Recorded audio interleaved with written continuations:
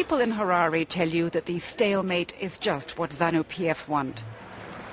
The inclusive government acts like a fig leaf. Its ups and downs provide a distraction, while those who have the upper hand here behave as they always have and do everything possible to keep Robert Mugabe in power. My party believes that you must have a strong executive authority because our country inherited a lot of natural resources, diamonds, platinum, gold. Everybody wants these minerals. And we need to have our people benefit from those natural resources. And only a strong president will ensure that foreign forces don't take advantage of our endowment, our natural inheritance, and to the disadvantage of our people. My house is over there. The expropriation of white commercial farms is almost complete. There are only a handful left. Now the country's valuable mineral resources are being raided. The Morange mine to the east of the country, thought to contain one of the biggest diamond deposits in southern Africa, has been seized by the army. There's a big exploitation of diamonds going on. The legal owner, whose claim to the mine has been upheld by Zimbabwe's High Court, can no longer go there. He can only report what the diamond dealers tell him. Zimbabwe is purported to be, from very good sources, the largest source of smuggled informal diamond supply in the world at the moment. And it is all coming from this site. And from aerial photos, he's discovered an airport is being built there.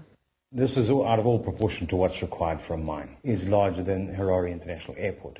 To me, it's sinister. Intelligence sources who've studied the pictures believe the airport could be a way to smuggle huge supplies of diamonds out to acquire the income needed to keep Robert Mugabe in power, or a way to bring weapons in, or both. Whatever's going on, it doesn't inspire confidence in Zimbabwe or its inclusive government. There's a queue of investors wanting to come into Zimbabwe in the mineral sector. We're very rich in minerals. We're the first and the biggest in the past 5 years. And this is a test case. If the rule of law cannot be obeyed, if the decisions of the courts are ignored by the law enforcement agents and the government itself, then I wouldn't invest if I were a major investor.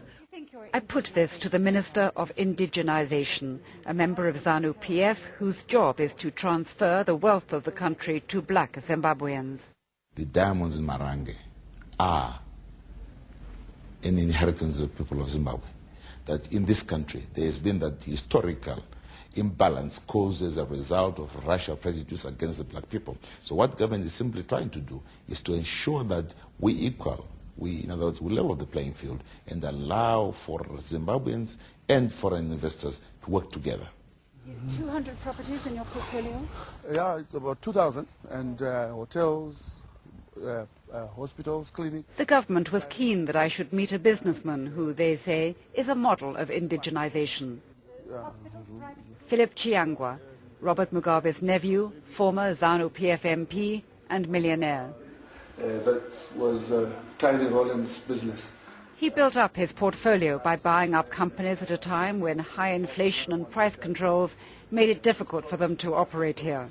It is in our own hands and in our own selves that we should be able to take this country wherever it has to be taken to.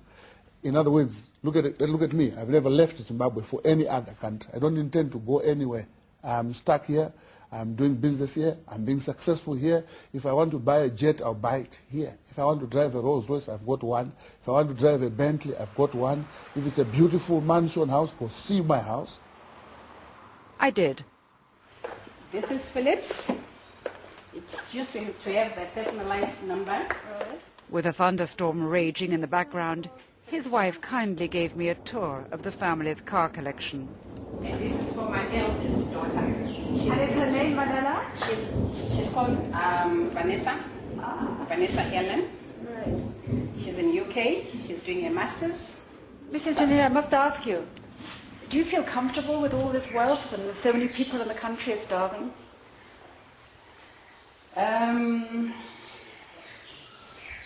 These things are God-given blessings. So if God blesses you with something, you have to be grateful. I know there are people starving, but these are the blessings from God. And I do appreciate what God has done for us.